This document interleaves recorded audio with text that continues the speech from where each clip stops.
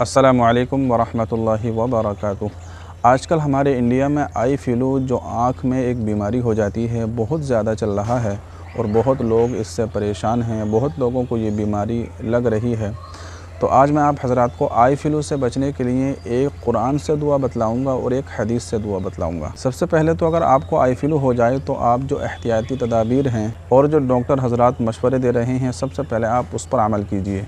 अपने किसी करीबी डॉक्टर के पास जाइए, उससे दवाई लीजिए, मेडिसिन लीजिए और जो भी आपको वो मशवरा दे उस पर अमल कीजिए। डॉक्टर हज़रात ने जो आई फ्लू से बचने के लिए बातें बतलाई हैं, उनमें से चंद बातें सबसे पहले मैं आप हज़रात की खिदमत में अर्ज़ कर देता हूँ।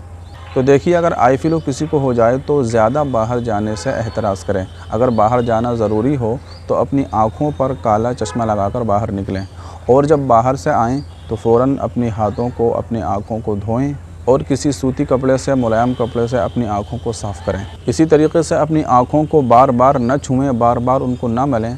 अगर आँखों को छूने की ज़रूरत पड़े तो किसी मुलायम कपड़े से अपनी आँखों को टच करें, लेकिन अपने हाथ से बार बार अपनी आँखों को ना छुएं। और इसी तरीके से अपनी आँखों पर बार बार ताज़ा पानी से अपनी आँखों को धोते रहें। और अगर किसी को ये आई फ्लू हो जाए, किसी को ये बीमारी हो जाए तो ज़्यादा उसके करीब ना जाएं, ज़्यादा उसके संपर्क में ना आएँ। बस जितना हो सके उससे दूर रहने की कोशिश करें। तो ये आई फ्लू के मुताल्लिक़, आई फ्लू से बचने के लिए चंद बातें जो डॉक्टर हज़रात बता रहे हैं, मैंने आप हज़रात की खिदमत में पेश कर दी। अब इसी के साथ साथ कुरान की एक दुआ है और एक दुआ हदीस से है, वो मैं आप हज़रात की खिदमत में पेश कर देता हूँ। आप उसको पढ़िए। किस तरीक़े से पढ़नी है वो मैं आप हज़रात को बता देता हूँ। कुरान करीम में 26वें पारे के अंदर सूरह क़ाफ़ है। सूरह क़ाफ़ में एक दुआ है, फ़कशफ़ना अन्का ग़िताअका फ़बसरुकल यौम हदीद। इस दुआ को आप हर फ़र्ज़ नमाज के बाद 3 मरतबा पढ़िए। हर फ़र्ज़ नमाज के बाद 3 मरतबा पढ़ने के बाद ये जो शहादत की उंगली है, इस उंगली पर आप दम करके इस तरीक़े से फिर अपनी आँखों पर इस तरीक़े से आप मलिए, इस तरीक़े से अपनी आँखों पर फेरिए और हर फ़र्ज़ नमाज के बाद इसको 3-3 मरतबा कीजिए। इंशाअल्लाह आपको इस बीमारी से नजात मिलेगी, इस बीमारी से आपकी हिफाजत हो जाएगी। और दूसरी दुआ जो हदीस के अंदर अल्लाह के नबी अलैहिस्सलातु वस्सलाम ने बतलाई है, उस दुआ को आप अपनी स्क्रीन पर देख सकते हैं। अल्लाहुम्मा मत्तिअनी बिसमही व बसरी वजअलहुल वारिस मिन्नी व अरिनी फिल अदुव्वि सअरी वंसुरनी अला मन ज़लमनी। ये दुआ है। इस दुआ का तर्जमा है कि ए अल्लाह, मेरी बीनाई से मुझे नफ़ा पहुँचा और मेरे मरते दम तक उसे बाक़ी रख और दुश्मन में मेरा इंतकाम मुझे दिखा दे और जिसने मुझ पर जुल्म किया उसके मुकाबले में मेरी मदद फरमा।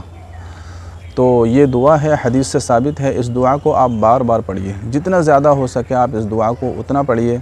जितना ज़्यादा आप इस दुआ को पढ़ेंगे उतना ही आपको ज़्यादा फ़ायदा होगा।